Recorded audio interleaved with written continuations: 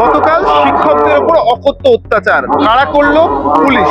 যদিও ঘটনাক্রম যেভাবে শুরু হয়েছে সেই জায়গা থেকে তারা দাবি করেছে যে কবে তাদের নিয়োগ প্রক্রিয়া যে সুসম্পন্ন হয়েছে দীর্ঘ প্রস্তুতির পর তারা যে কষ্টার্জিত চাকরি পেয়েছে সেই চাকরি কবে সুনিশ্চিত হবে সেই দাবি নিয়ে তারা বিকাশ ভবনে সোচ্চার হয়।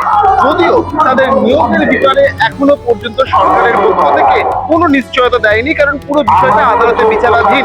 তবে তারই মাঝে দেখা গেল শিক্ষকদের রাত্রেবেলা টেনে হিজড়ে বিকাশ ভবন থেকে বের করে দেওয়া হলো এবং তাদের উপর লাঠিচার্জ করা হলো। তারা প্রশ্ন করছে তারা শিক্ষক, তারা সমাজ গড়ার কারিগর, কেন তাদের উপর অত্যাচার করা হলো? কারণ তাদের চাকরিটা চলে গিয়েছে, তার দায় সরকারের। তাহলে সরকার কেন দায় নেবে না এবং সেক্ষেত্রে কেন তাদের চাকরি সুনিশ্চিত করবে না সেই প্রশ্ন তুলে তারা কলকাতার রাজপথে গতকাল থেকে আজ পর্যন্ত তারা অবস্থান বিক্ষোভ চালিয়ে যাচ্ছে। আজকের কনভেনশন রয়েছে তাদের এবং এরই পাশাপাশি রাজ্য জুড়ে কালা দিবস হিসেবে তারা পালন করবে বলে আজকের কর্মসূচি থেকে তারা জানিয়েছে।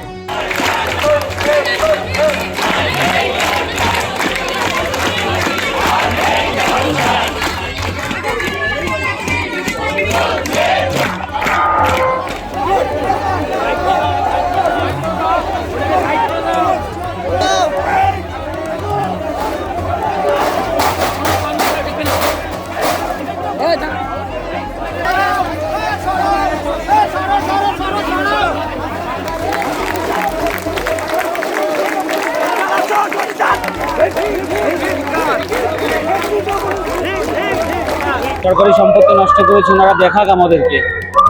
শুধু কি আমরা ছিলাম এখানে? মিডিয়া, সমস্ত মিডিয়া কালকের থেকে 24 ঘন্টা এখানে আছে, আর দেখাক আমাদেরকে আমরা কিভাবে কোনো সম্পত্তি নষ্ট করেছি কিনা।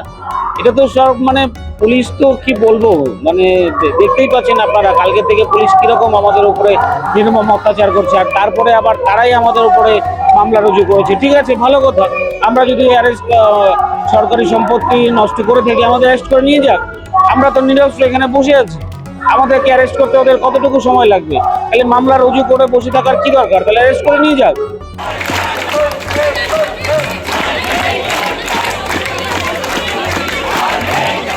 কোথায় সরকারি সম্পত্তি নষ্ট করেছি? আমরা তো বিকাশ ভবনের গেটের বাইরে বসে অবস্থান আন্দোলন করছিলাম, তাহলে আমরা সরকারি সম্পত্তি কিভাবে নষ্ট করলাম? উল্টে পুলিশ তো আমাদেরকে মেরে মাথা পাঠিয়ে দিল। উল্টে তো পুলিশের নামেই ডায়েরি হওয়া উচিত বা তাদের নামেই রজু হওয়া উচিত। আমার নাম কুহেলি। আমরা কি করেছি সেটা মিডিয়া তো দেখেছে, মিডিয়া তো জানে, আরো সবাই আশেপাশে সবাই দেখেছে। সরকারের যদি প্রতিহিংসা পরায়ণ হয়ে ওঠে সেটা আমাদের কাছে হতাশাজনক, দুর্ভাগ্যজনক বলা ছাড়া কি বলা। যারা ছিলেন তারা দেখেছেন কিভাবে আমাদের উপরে অত্যাচার করা হয়েছে। এরপরেও যদি মামলা রুজু করা হয় সেটা সম্পূর্ণ মিথ্যা। আমরা কোনো সম্পত্তি ভাঙচুর করিনি, কোনো সম্পত্তি আমরা ভাঙচুর করিনি, বরং আমাদের উপরেই বর্বর ভাবে লাঠিচার্জ করা হয়েছে, অমানসিক ভাবে। অনেকের পা ভেঙে গেছে, রক্তাক্ত হয়ে গেছে আমরা মানুষ।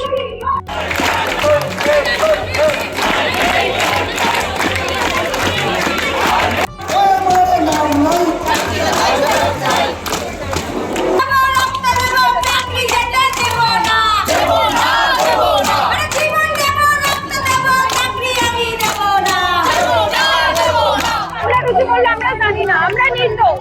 আমাদের বিরুদ্ধে একটা অ্যালিগেশন ওরা দেখাক, একটা কিছু আমরা ওদের গায়ে হাত দিয়েছি, কিছু করেছি প্রমাণ করে দেখাক, তারপর মামলা করবে।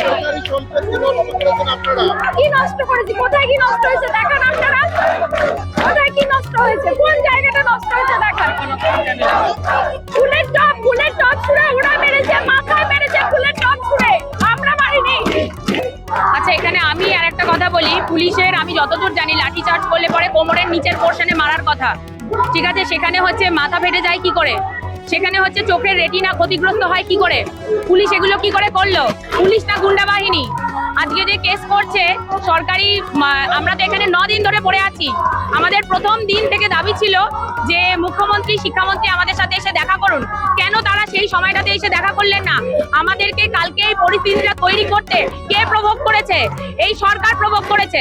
তারা আগে থেকে কেন এসে আমাদের দেখা করলেন না? টেন্টেডদের সাথে শিক্ষামন্ত্রী দেখা করছেন এবং আমরা যখন দেখা করতে চাইছি তখন উনি পেছনের গেট দিয়ে পালিয়ে যান। এই হচ্ছে শিক্ষামন্ত্রী আর হচ্ছে আমাদের মুখ্যমন্ত্রীর অবস্থা। কালকে এত বড় ঘটনা ঘটেছে, একটা কোনো বিবৃতি দিয়েছে কেউ? কেউ দেয়নি। কিসের জন্য? টেন্টারদের পাশে আছে সরকার, অথচ আমরা যারা এই এত দুর্নীতির পরেও নিজের যোগ্যতার পরিচয় দিয়ে প্রতি পদক্ষেপে 22 বার আমাদের ভেরিফিকেশন হয়েছে, তারপরে আমরা এই 6 বছর 7 বছর চাকরি করার পর আজকে আমরা রাস্তায় বসে আছি। মুখ্যমন্ত্রীর এটা দায় নয় এই সমস্যার সমাধান করার? অর্পিতা সেনগুপ্ত। আসলে আমাদের মতো মানব সম্পদকে ধ্বংস করে দিয়ে এই ধরনের বাজে কথা বলা সমাজের সামনে, আমাদের এই শিক্ষক সমাজকে যে হারে লাঠির আঘাত সহ্য করতে হচ্ছে, কয়েকজন মৃত্যুর সাথে পাঞ্জা লড়ছে, আজকে আপনারা বলছেন সরকারি সম্পত্তি নষ্ট করা হচ্ছে। লজ্জা করে না আপনাদের? ধিক্কার জানাই আপনাদের এই মানসিকতা। আর পুলিশই গণশত্রুতে পরিণত হচ্ছে এই সরকারের জন্য। ফণীভূষণ সাহা। আমরা সরকারি সম্পত্তি কিছুই নষ্ট করিনি, এটা আমাদের উপরে একটা চাপানো হয়েছে।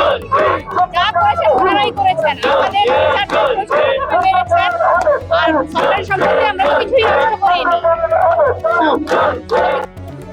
সেটা যে ভবিষ্যৎ কি, শিক্ষা এখন পথে নেমে গেছে।